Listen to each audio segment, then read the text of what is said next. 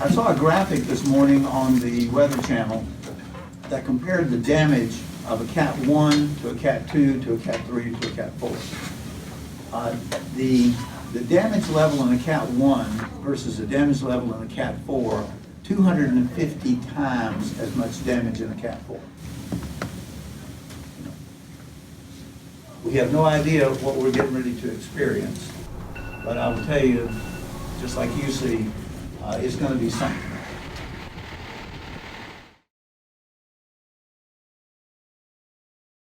The time to take action is now. So what we're asking people to do, and as the mayor of the city of Jacksonville, I am announcing a voluntary evacuation of the city, and we are strongly urging evacuation of Jacksonville. We urge you to take action now to find safe shelter in another community outside the storm-impacted area. Please, this is a huge and dangerous storm. Do what's right for you and your family. Communities throughout the danger zone are responding to that storm surge threat. People are pulling their boats out of the water along the New River in Jacksonville, North Carolina. It's one of many cities expected to see the highest storm surges when the hurricane makes landfall. Adriana Diaz is in Jacksonville watching the preparations. Adriana, good morning. Good morning. The coast along the Carolinas has dozens of inlets that funnel water into rivers like this one. So even though we're about 20 miles from the Atlantic, this area is expected to get record storm surge that could go up to 13 feet in the hardest hit areas. Officials are making boat calls in Jacksonville, North Carolina. I don't think anybody's on there. Wildlife officers Taylor Cloninger and Ryan Biggerstaff want this one moved before the storm hits. It shouldn't be tied to the sign, and it's too close to nearby properties. I look out here and it looks really calm. Yeah, but usually it's just like glass. Really? Yeah, you can tell something's going on. Despite appearances, Jacksonville could get more than 2 feet of rain in addition to major storm surge.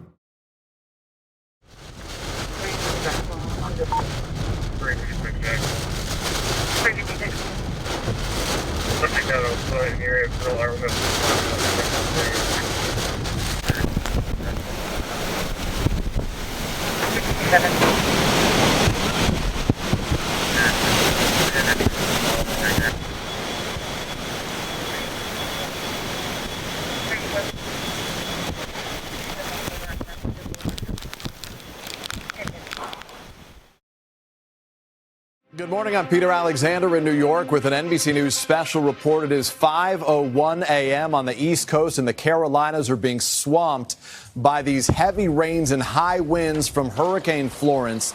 Major damage is already being reported.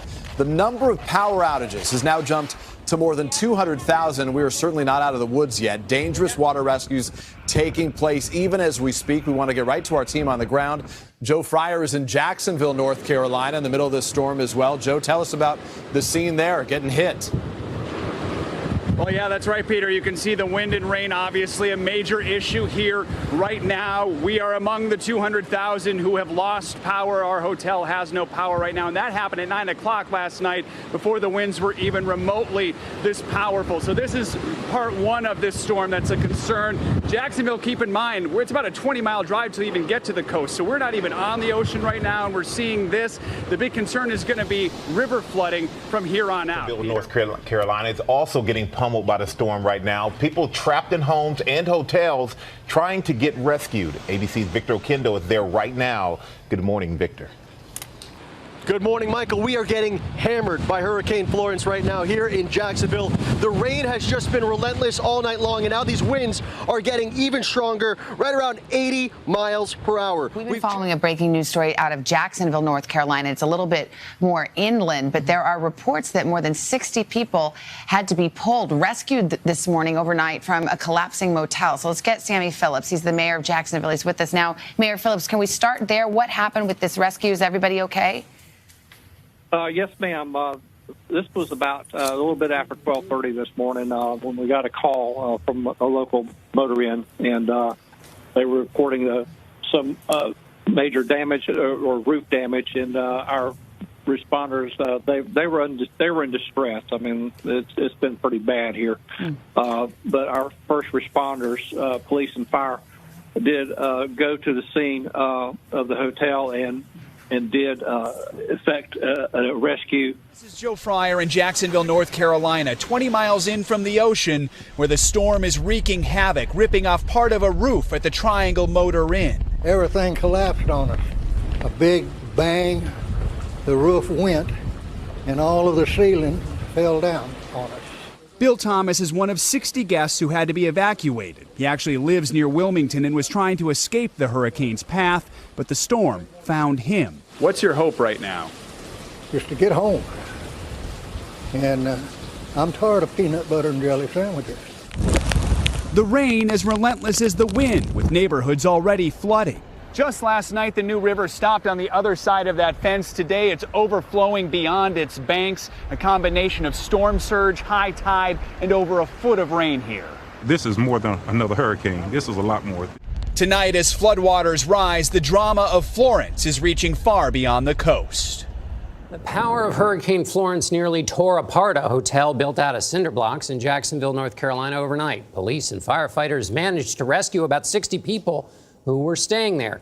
Adriana Diaz is in Jacksonville, which is just a few miles from Camp Lejeune, one of the largest Marine Corps bases. Adriana, good morning. Good morning, John. There are no words that could describe what hurricane force winds could do that could top this visual. Take a look at this. This is a massive 63-year-old oak tree that was toppled by Florence.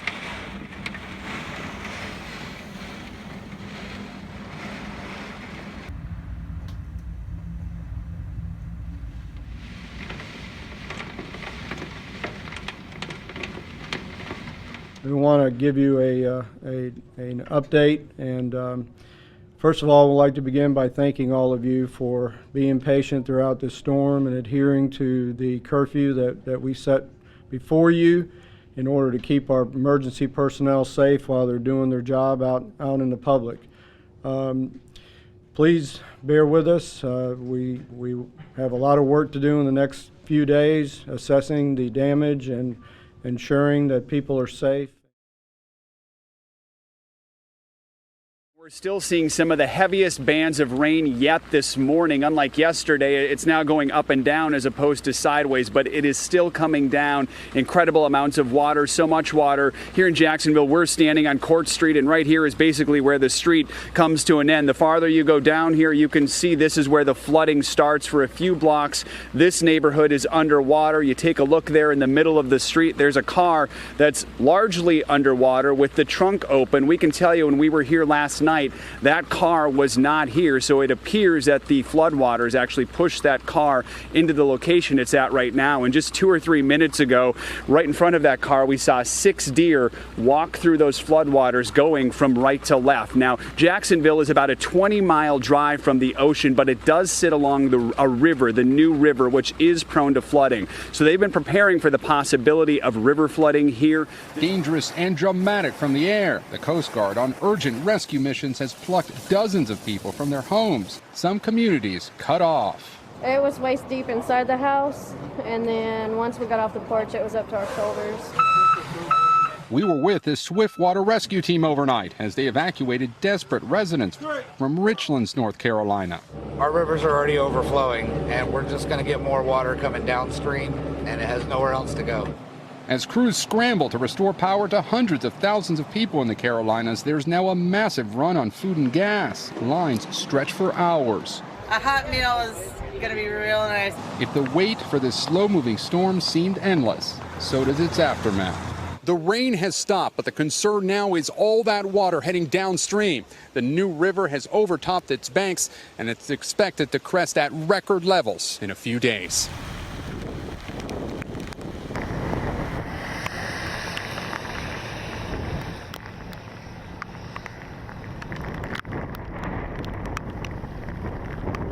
God. I'm really not wearing my shoes for this.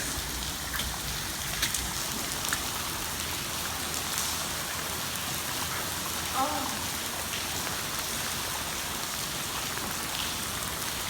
Oh.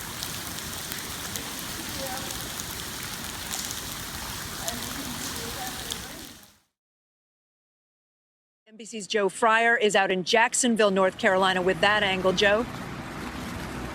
Kate, those who've lived in this neighborhood since the 80s say they had never seen it flood before, but as you can see, all of that changed today. The flooding started this morning and the waters rose so quickly it caught many here off guard. In fact, a number of people were stranded inside their homes and needed to be rescued. That's when Good Samaritans descended upon this community with boats, helping to get people to higher and drier ground. Those who were saved today were grateful. What was going through your mind? I'm not going to make it out. I'm not going to make it out. So it's a blessing to have people that still, care about you and risk their lives for you. Overflowing rivers and creeks are to blame for the flooding in Jacksonville. It has now been raining here nonstop for about 50 hours. We did have approximately 33 inches of rain in some parts of Jacksonville, so you can see that we have a lot of flooding, a lot of flooded streets. We have people that are still stranded in their homes, and we are still continuing to do rescue operations to try to get those people to safety. So please have some patience. We're very proud of what we've seen so far, but we need to continue to have patience, and hopefully this storm will finish and pass us so that we can really get down to the hard work of getting our community back together again.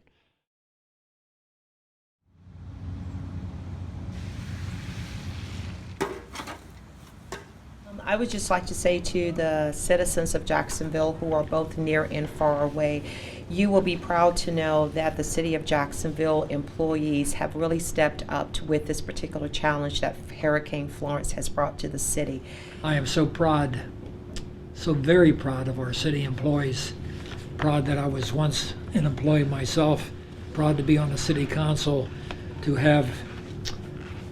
be able to work with people who are responding above and beyond the normal call of duty. Well, with Hurricane Florence leaving us, the city was certainly devastated. But over the last several days, one city has stood tall. As you can see the debris field behind me, city and contractor are making major strides towards cleaning up the city.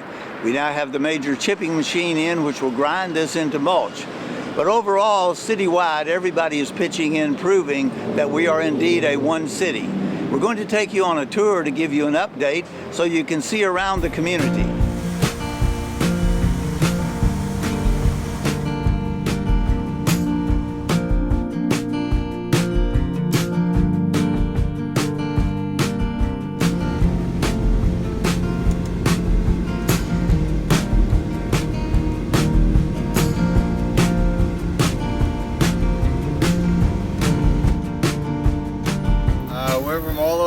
We're helping the homeowners get the trees off the house, caulk the roofs, clean out the inside of the house with the mudding and drywall, wet furniture, things of that nature. Helping them just to clean the house so they can get rebuild ready.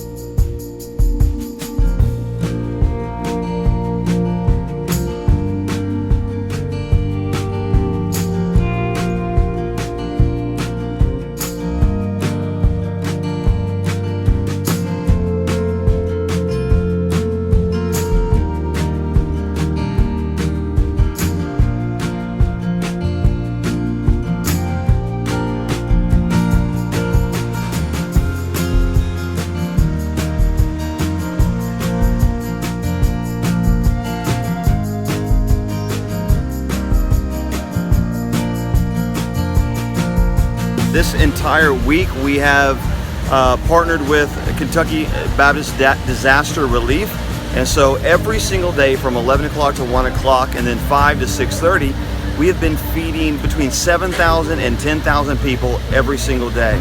So we're partnering with them, and we're also partnering with the Red Cross, and so the Red Cross has had emergency relief vehicles that have been taking thousands of lunches and dinners to the outlying areas of Onslow County.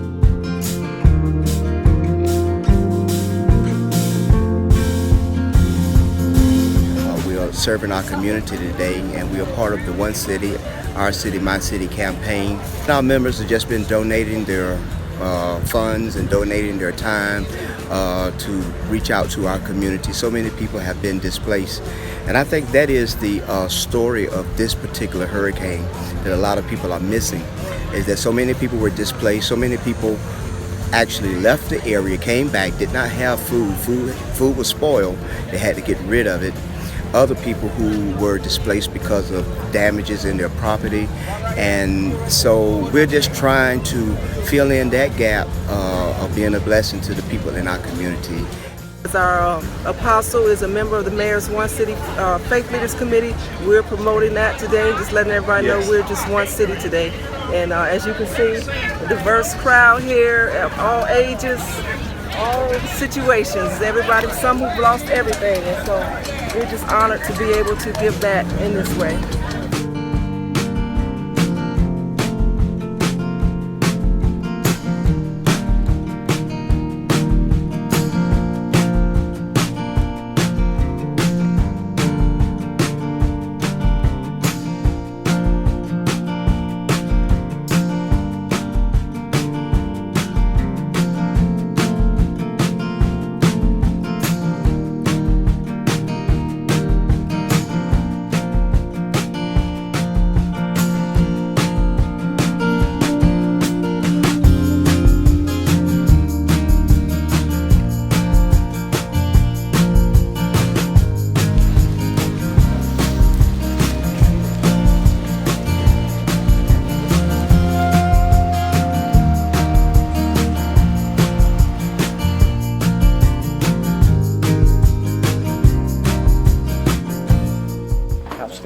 Hey everybody, how are you guys? Hey, how you doing?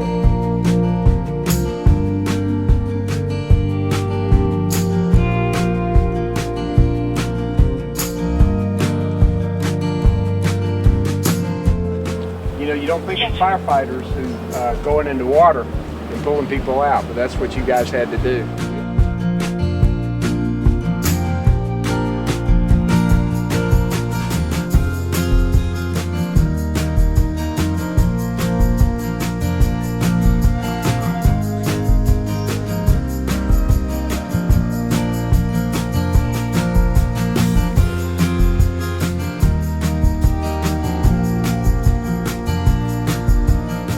Saved the Medal of Honor winner, you know, 81-year-old Medal of Honor winner.